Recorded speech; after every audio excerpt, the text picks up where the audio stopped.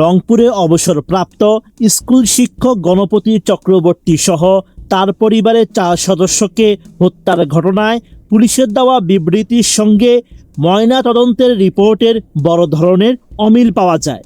একই সঙ্গে আসামির পোশাক বিতর্ক, ঘটনার সময় বাসার বিদ্যুৎ সংযোগ বিচ্ছিন্ন থাকা এবং মরদেহগুলো উদ্ধারের সময় আসামি সিদ্ধার্থ দাসের অবস্থান ঘিরে রহস্য আরও ঘনীভূত হয়েছে। ময়নাতদন্ত শেষে ফরেনসিক বিভাগের সহকারী অধ্যাপক ডাক্তার বাবলু কুমার বিশ্বাস জানিয়েছেন, নিহত 4 জনকে শ্বাসরোধে হত্যা করা হয়েছে। তবে পুলিশের দাবি অনুযায়ী কারো চোয়াল ভেঙে যাওয়ার কোনো প্রমাণ ময়নাতদন্তে উঠে আসেনি। আরও স্পষ্ট করে তিনি জানিয়েছেন, নিহতদের মুখমণ্ডলে কোনো রাসায়নিক বা অ্যাসিড ব্যবহারের আলামত পাওয়া যায়নি, বরং কয়েকদিন মরদেহ পড়ে থাকায় পচন প্রক্রিয়ার কারণে স্বাভাবিকভাবে মুখ ও চেহারার এমন পরিবর্তন হয়েছে। পরীক্ষার জন্য বিভিন্ন নমুনা সিআইডির ল্যাবে পাঠানো হয়েছে। বডি থেকে যে সব স্যাম্পেলগুলি রাখা যায় সিআইডির জন্য, সেসব স্যাম্পেলগুলি আমরা রেখেছি। আমরা এটা সিআইডি ল্যাবে পাঠাবো। না, এরকম কিছু পাওয়া যায় না। চোয়াল কোনো ভাঙার সাইন আমরা পাইনি। না, এটা মানে পচে যাওয়ার কারণে এরকম।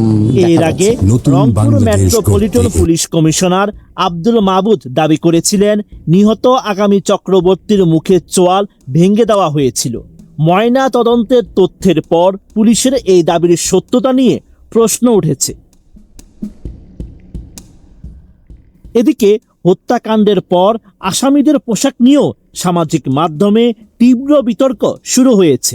জেলা ডিবি পুলিশের উপকমিশনার সনাতন চক্রবর্তীর গায়ে যে প্রিন্টের শার্ট ছিল, আটক হওয়ার পর আসামি সিদ্ধার্থ দাসের গায়েও হুবহু একই নকশার শার্ট দেখা যায়।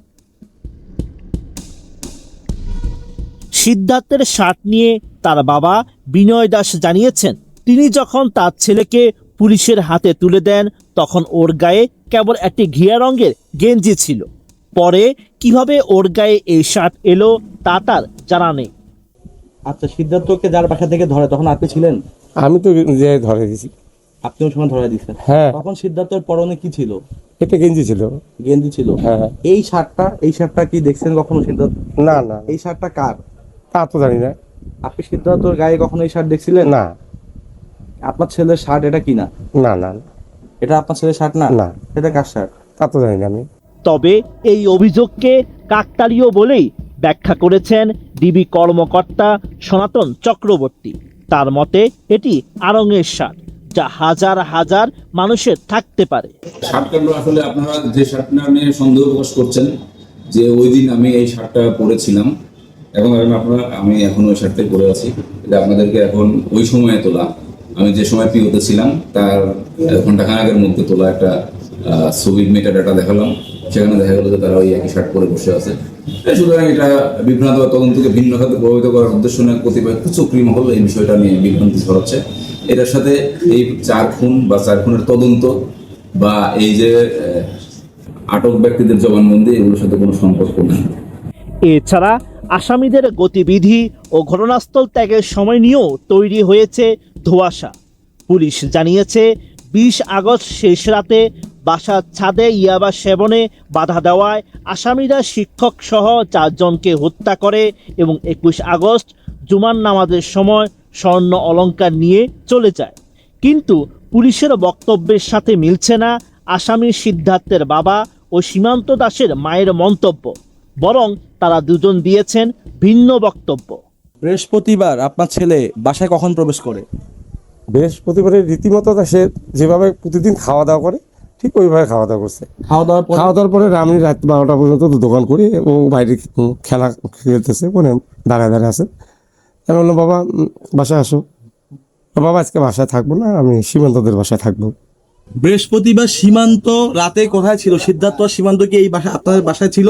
আমার ছেলে আসছে 11:30টায়, আসছে খাওয়া দাওয়া করছে, পরে রেস্ট নিছে, আমাদের সঙ্গে কথা বললো।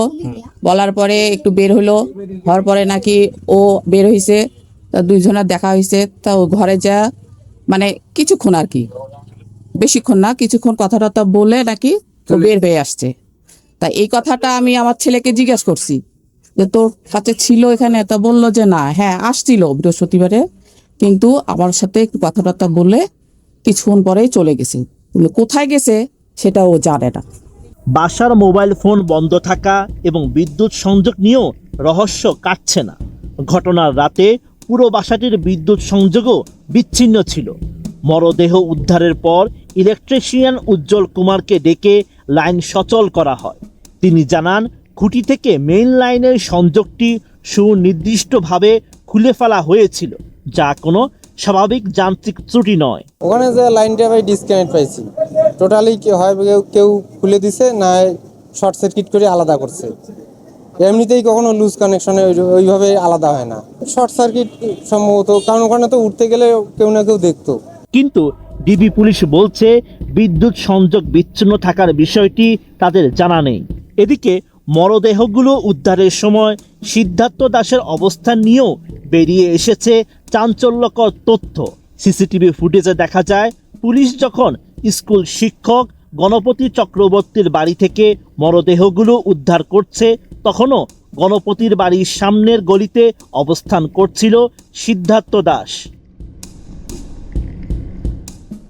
এছাড়াও রংপুরে 4 হত্যাকাণ্ডের ঘটনায় ময়নাতদন্তের অমিল এবং পারিপার্শ্বিক নানা অসঙ্গতির কারণে হত্যাকাণ্ডটির প্রকৃত মোটিভ ও নেপথ্যের ঘটনা নিয়ে জনমনে উঠেছে নানা প্রশ্ন।